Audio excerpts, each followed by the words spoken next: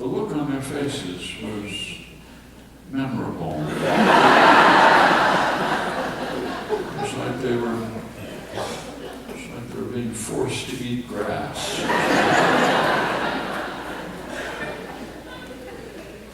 To people raised in a railroad shack, it is known as your butt crack. To people who are more verbally deft, it is known as the gluteal cleft. Either way, it's at the bottom of your back, between the one on the right and the one on the left. Some ladies' swimwear of slender heft displays freely the gluteal cleft.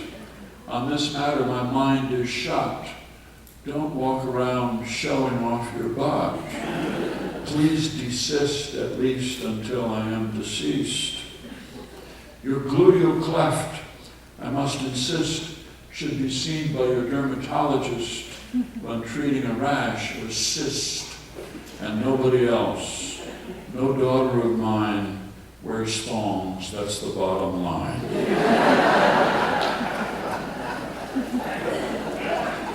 The 17-year cicada crawls out of the ground and looks around from a wall or a low-hanging limb.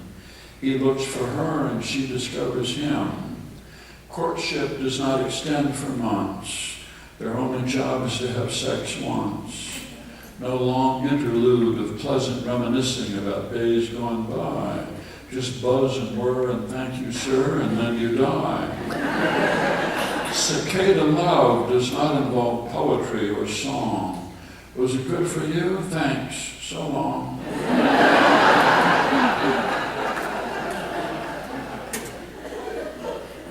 Poem written for my wife when she was pregnant with our daughter. The thong song is for my daughter, of course. I feel sick, nauseous, sweaty, lumpy, queasy. Others laugh. I'm uneasy.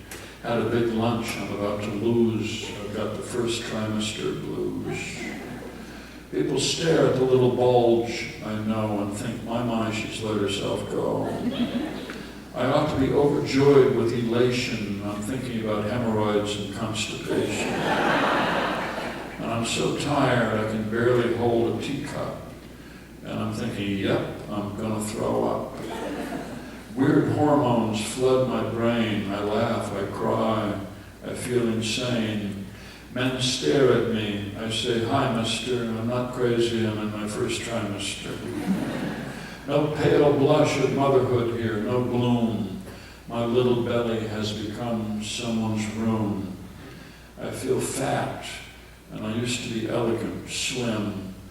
My husband says I'm beautiful. Screw him.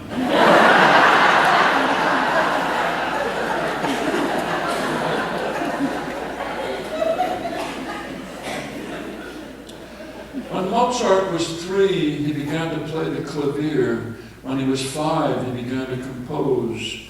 When he was 10, already launched on his career, he began to worry about his hair and clothes. Am I cool, he wondered? Is this the wig I should be wearing, or should I have gotten the brunette?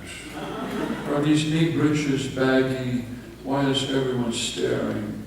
I wonder if they'll like my new quartet. Even a genius is full of doubts about his looks and the future and melody and rhythm.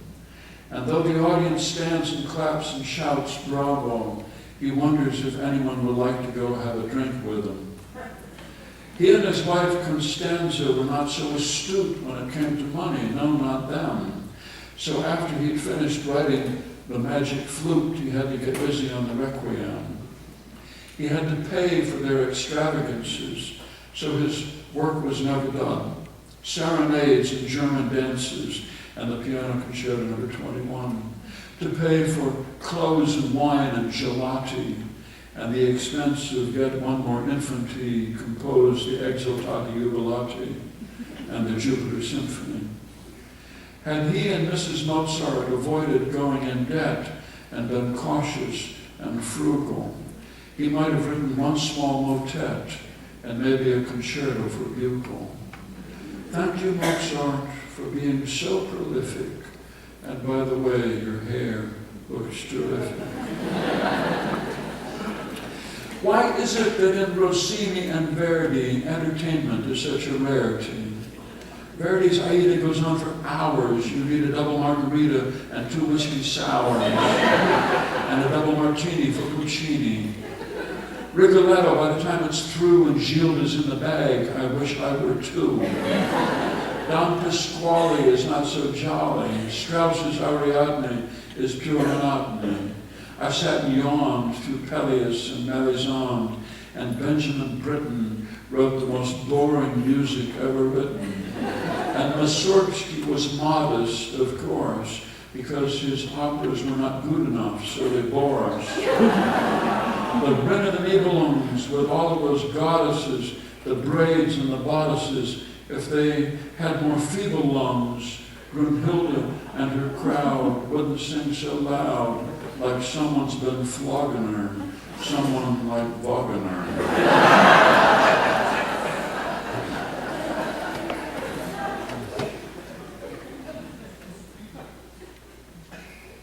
Let me read you one more.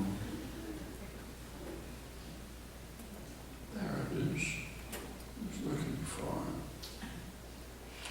I wrote this for the show in New York. So many of these poems were written for a Prairie Home Companion. And just for a little variety, don't you know, on a variety show. So that people hear something in a cadence. We're not expecting that on the radio. Poem titled Katz's.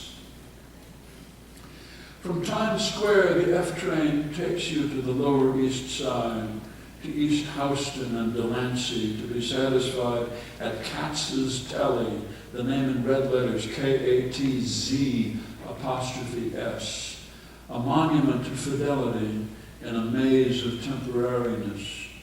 All around are punk bars and hipster dives, where Jews in tenements like beehives believed that if they were true to each other and the Lord, their children would reap a great reward. It has vanished, the land of Yiddish, and we Americans are skittish as water bugs, but Katz's, for Republicans, socialists, anarchists, or Democrats, is a beacon of corned beef and pastrami, as permanent as Leviticus or Deuteronomy, and delicious knishes. The synagogue is a theater now. The whole street is a play. A man in a yellow skirt and yellow boots in a doorway waits for someone, and next to him teen girls stand and text. A dude with side-swept bangs and skinny tie hangs with a lady in leather with a face tattoo and lip ring, nuzzling and nickering, 10 feet from Katz's Delicatessen, which offers chicken soup and a lesson in true love and what true love means, which is that one can feast on frankfurters and beans if the one who shares your booth is true to you, and that's the truth.